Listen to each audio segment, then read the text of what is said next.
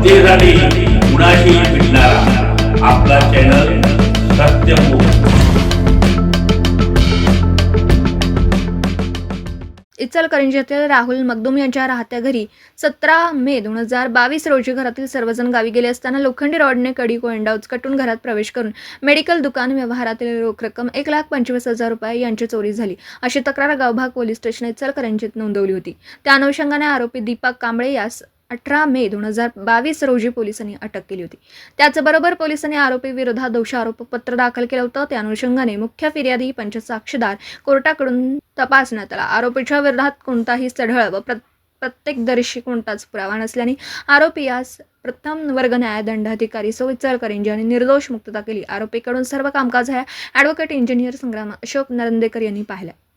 सत्यमुख प्रतिनिधी लता देसाई इचलकरंजी। जनतेसाठी कुणाशीही भेटणारा आपला सत्यमुख। लाईक करा, शेअर करा आणि बेल आयकॉन ऑन करा। मित्रांनो, विसरू नका।